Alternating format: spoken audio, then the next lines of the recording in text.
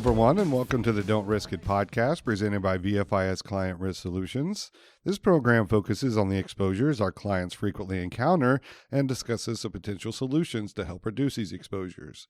I'm your host, Chris Rogers with VFIS Client Risk Solutions, and in today's session, our group thought it would be a great discussion to take on several topics in industry trends with regard to safety and risk reduction. Collectively, there are over 200 years of experience among our team, and through daily conversations with our clients, we felt this would be an interesting way to spark ideas to consider or implement in your department. With that groundwork in place, I'll turn it over to the group. Gentlemen? Thanks, Chris. It's going to kind of be fun as we sit here and talk about this to look at where our experiences began, where they've taken us, and what the future holds. So with that in mind, we're just going to jump around to some different topics. Let's start with training. And who wants to take on the topic of training then and now? I'll start. It's been interesting over the course of the last decade to see how training has evolved. If you look at old-time training, everything was Con Ed driven, clinically focused, and not a lot of interpersonal and safety and risk management subjects discussed. Now we've shifted to a variety of distance learning models from anything from webinars to online classes via an online platform to the traditional and blended model classes that we've come to know and love. But from my perspective, it seems like there is a different need in a variety of different organizations, and how we best match that need to those individual organizations has been pretty interesting over the last years. One of the things that I would just add to that is the need for flexibility in how we deliver training, because of the fact people are doing a lot more in their private lives in addition to volunteering or paid service, and it's incumbent upon us to be able to provide those opportunities in the time that they have available to take it instead of a set 7 to 9 or whatever. Well, and even to go off of that, Scott, is looking at just the sheer number of hours that we've adjusted training to for your entry-level program, starting at just a few hours to now over 200, and even taking it a step further, looking at the change of really kind of going to national standards and really basing a lot of our education on that national standard, so the same programs are happening all across the country with a lot of that focus. The other thing that I frequently remind from an EMS administrator side is the fact that some of this reoccurring annual training can be done online, and it cuts down on budget cost. If you can have these folks do their training online at the station, or maybe when they're off duty on their own personal time.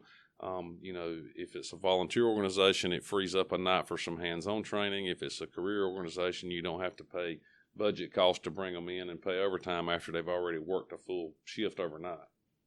One of the areas I would be concerned, I'm going to look at it from the VFIS risk management side, is obviously a lot of your initial trainings that are going into your new green providers. And we all say this after we've been through the programs, don't include some aspect of driver training or include a minimal aspect of driver training. So, I encourage you to consider that when you're doing this, and put an emphasis on those new employees on driving. Because when we look at it from the insurance perspective, that's probably 80% of the claims that we handle in-house here from an EMS standpoint are going to be vehicle, not clinical related. Like Rick said initially, it's much more than just the clinical atmosphere from a risk and safety perspective. All great points. And, a nice segue from where we are from a training standpoint into vehicles and how the vehicles have changed. And, I'll start this one by saying, I'll date myself a little bit. I started in a Cadillac ambulance only for a month or two. But you look back at where we were with vehicles and not so much the construction of the vehicle, but just the safety aspects that have changed in the vehicle. You think about the front and rear seat belts, and the fact that many of us didn't wear seat belts when we started our career, and especially the focus on the rear patient compartment seat belts for both the providers and also the security ideas for patients, but the design in the back of the ambulance of 5-point harnesses and all the different things that have been tried. But I'll open it up to anybody else. What do you guys think? I'll go ahead and take it. I'll hit on the idea of portable equipment securement and compartmentalization of things. You know, nowadays you look in the ambulances and you see things secured with either lap belts or, you know, I've seen some pretty comprehensive systems that allow things to stick to walls and just kind of keep those things from being flying projectiles in the event that there's some, you know, G-force or something asserted on that vehicle. The next step I'll say is, you know, you look where we're going. All of the stretcher securement systems, we're getting away from the rabbit ears and the post systems and going to a new way of securing those stretchers. So as time goes by and engineers get developed into our industry, you're going to start to see more and more of those changes inside the vehicle, which are for a purpose, and that's provider and patient safety. Mike, I'll kind of add to that is, you know, technology has evolved so much over time that we've seen that drastically in our vehicles as well, which has its benefit, but it also has some concerns as well. You look at all the integration of backing systems and alarm systems, and some people have become very dependent on those, and that's something that certainly we see here in VFIS and GCA in our claims side. And that's certainly a concern, is relying on that technology all the time as your end-all be-all, and that's not the case at all. Yeah, I'd just like to switch over, maybe talk a little bit about emergency lighting. And, you know, we've gone to a lot of LEDs, which are brighter for sure and aren't putting the drain on electrical systems in ambulances. But I think we also need to keep in mind that maybe we're doing ourselves a disservice because we have a tendency to overlight. And a lot of studies out there now that are looking at providers being struck by vehicles, and they're pointing back to, are there too many lights? Are we blinding drivers or not allowing drivers to see our providers even if they're wearing reflective vests? Excellent points on the vehicle side, and we could probably spend an entire day just talking about vehicle design and where it started, where it is today, and where it's going. Let's jump over to personal protective equipment for the provider. You know, you think about years ago, you had the red badge of courage. It was cool to walk around after a call where you had, potentially blood or other fluids on you, and it was a badge of courage to say, look what I've done, to today's idea of protecting ourselves from almost every known and unknown substance we could be exposed to. Yeah, I'll take the first one here. I can definitely resemble that. I will say that when I was a young buck or a EMT with a squirrely tail, as some people would describe me, I definitely pushed the envelope in terms of not wanting to take the proper precautions that were necessary. And it was only after I had some people that were knowledgeable in the industry, similar to what we're talking about now, give me case studies, talk about the reasons why I'm putting myself unnecessarily at risk, that it sunk in. And those changes definitely made me think differently from then to now. Yeah, and I'll bounce over to some, major changes we've seen in how we deal with needles. And actually, we really don't deal with needles much anymore at all. But if you remember, way in the back days, needles got plunged into a seat cushion or thrown on the floor. Then we had these needle boxes come along. Then the needle boxes got better with the one-way in, and they can't empty. All the way to needleless systems that we're using today, and it's just the progression of risk identification and improvement of safety. And I'll take it a step further, just from provider protection and safety, is you see a lot of organizations out there today that are issuing body armor for their providers. I mean, when I first entered the curriculum way back when, it was, scene safety. Is the scene safe? And a lot of times you can say, yeah, the scene's safe when we first go in, but then the scene changes or alters. And the need for body armor is probably essential in today's responding world. The second part I'll say is where are we going in the future? Police have body cameras. It's going to start, and there already are some organizations out there that have started to toss around the idea of body cameras on their first responders. So again, from a provider safety standpoint, allegations made against that provider for assaults or whatever it may be, those things are going to help to protect that provider. Cameras are everywhere, and I think they're going to play a huge role in patient care and response going forward.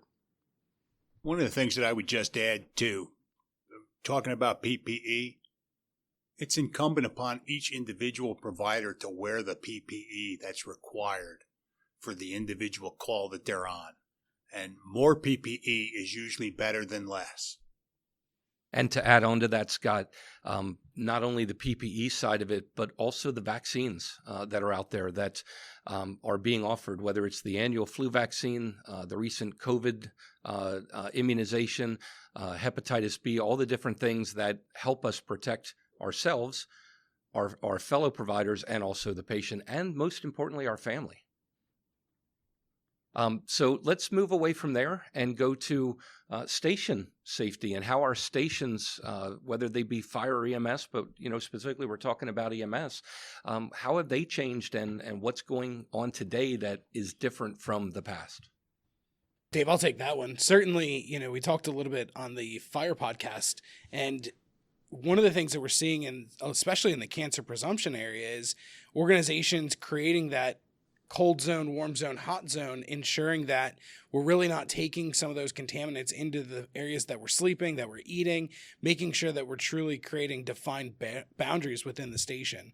And even simple things like drive-through bays where we're trying to eliminate or reduce the number of fixed object strikes happening within the station, certainly areas to continue to improve. I think when you look at station design, we've improved a lot in trying to prevent exposures to our personnel. I mean, if you just look at exhaust capture removal systems and things of that nature, we're making it a much safer environment. And to piggyback on what Brian was saying is different zones, that we're not bringing bad stuff into clean spaces of our environment, I think can be very important in long-term provider health. And I'll add another to think about is the idea of fatigue. Certainly we're no stranger to fatigue in the industry, something that we're certainly tackling out there. But on station design aspect of that is creating an area or a quarters in your station that's, you can have a provider actually relax and lay down rather than sleeping on a recliner or a desk chair trying to catch some downtime. So, and that goes both on duty and post shift. So if you have a crew that has a pretty heavy call volume during their shift, they should have the ability to find a place that's quiet. They could lay down and take a quick nap before you put them on that 30, 60 or longer minute drive home. So just, again, provider safety is monumental when it comes to that fatigue and having a station that just has some areas for them to perform those things. And I want to jump back to what Brian and Scott mentioned and take the idea of personal protective equipment almost to a personal level. We've all been in houses, environments, scenes that are not the most pleasant, and yet many of us wear the same shoes home and wear the same uniform home and walk in the house and have little ones. And now we've brought whatever we saw at that scene that's on our feet or on our clothing or on our shoes right back into our homes. So just kind of let that process and think about what you do and how you do it.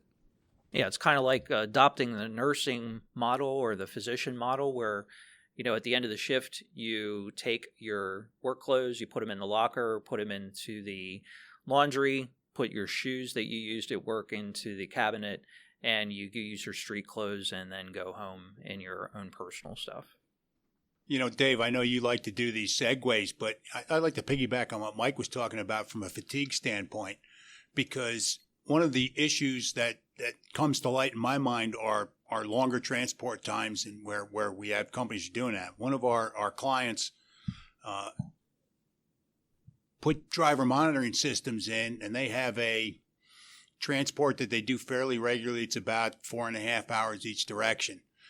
And they always give the crew the opportunity to sleep over, but one crew didn't. They were driving back, and their driver monitoring system actually alerted the driver that he was falling asleep and probably prevented at least a head-on, potentially a rollover, which certainly was good news for those 2 crew members, and I believe paid for their driver monitoring systems for the year. And I think we should have a little conversation about, emergency response and response to hospitals.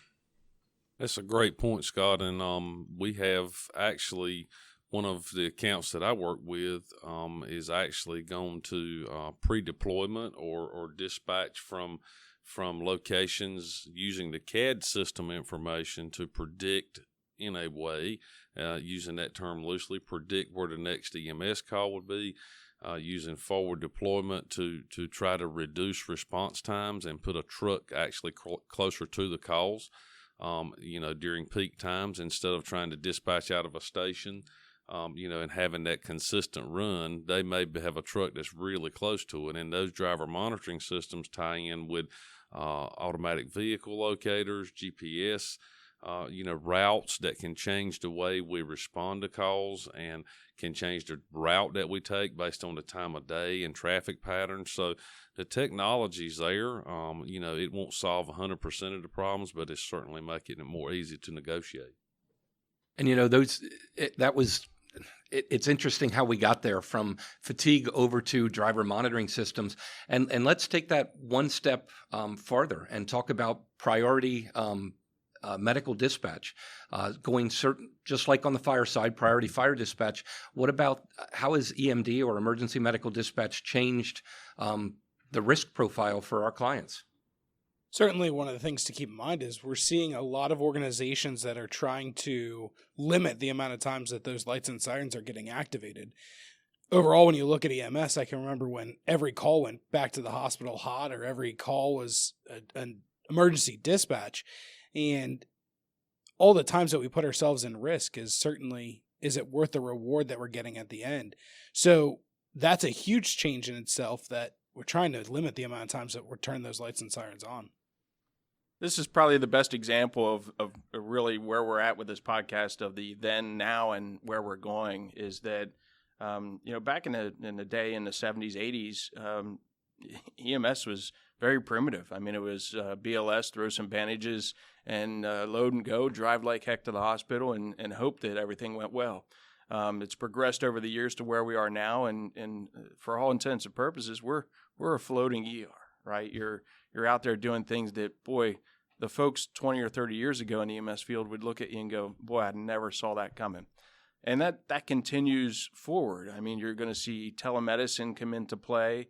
You're seeing units that are carrying blood products on board. So, I mean, you're starting to see some things that are just way out of the box thinking. And with all of those clinical aspects that I just talked about, now the need more than ever for emergency lights has declining more and more and more. So the use of those emergency lights to get you to the hospital and take that time off the transport that we once thought was essential back in the early days is not as important as it once was. Not to say there isn't issues or experiences or where you're going to need those things, but those are far fewer now more than ever, that the use for emergency lights on a vehicle, you almost need to just take them off.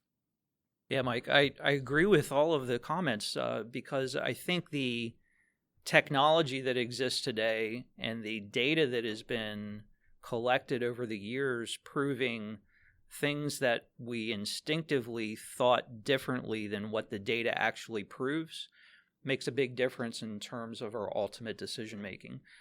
We can prove that lights and sirens does not necessarily save a significant amount of time.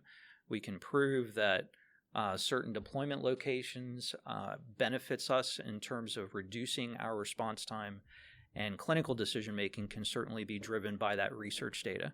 So all of that information that you put into your patient care documentation forms that pushes data to the federal level and is made readily available in close to real time helps drive our industry forward.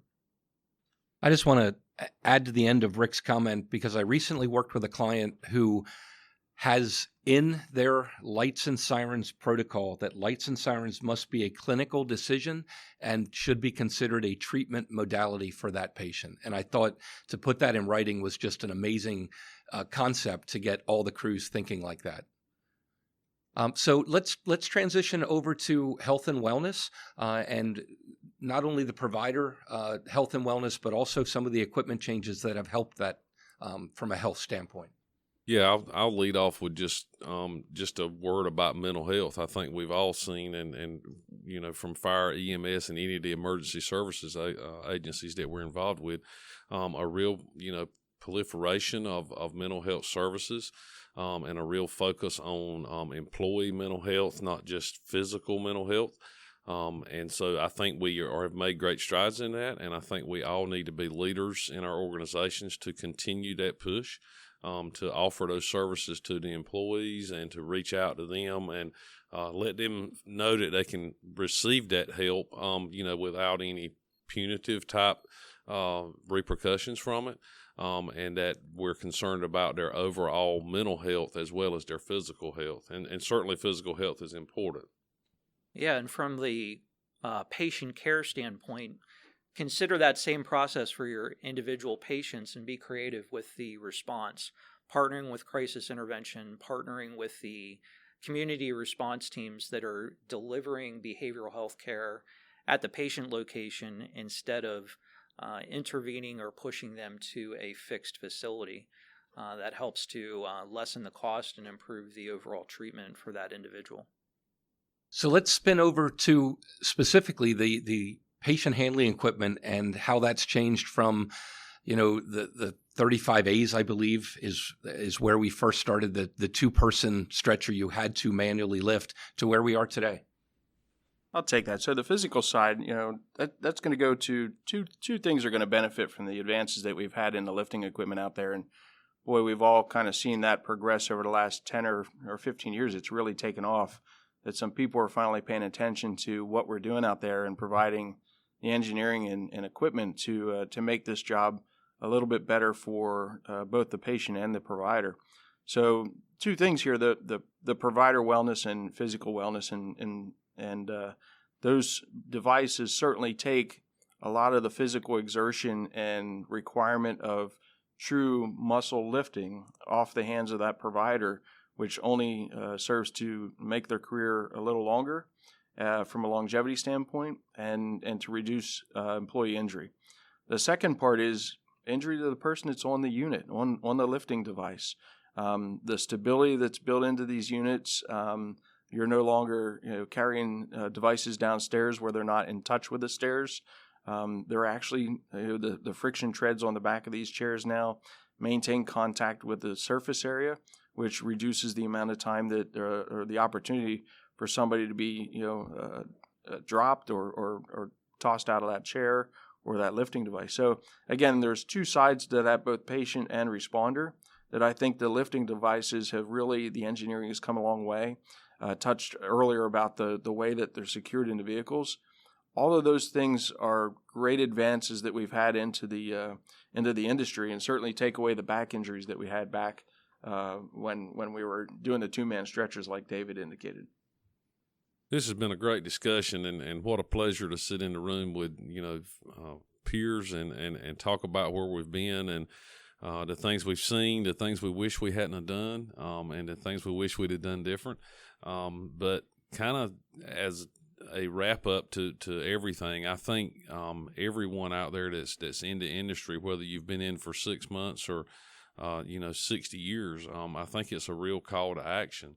I think it's time that we work on having a real culture change in EMS and in all of the emergency services, and really strive for a culture of safety and a culture where we can all thrive, because we've got some challenging times coming up. Not that we've not had challenges in the past, but if we all pull together and have that common goal of having a culture of safety, then I think it will really pay off in the long run.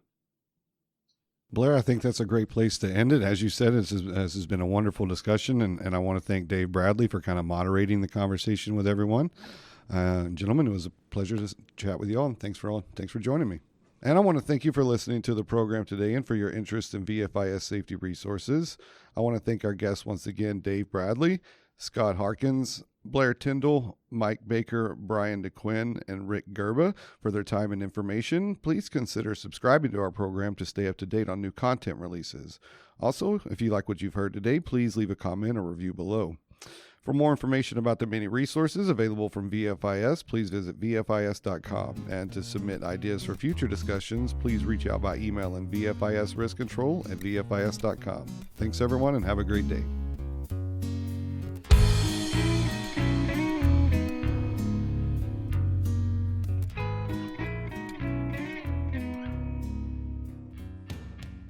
The views, information, or opinions expressed during this program are solely those of the individuals involved and do not necessarily represent those of Gladfelter Insurance Group, VFIS, and its employees.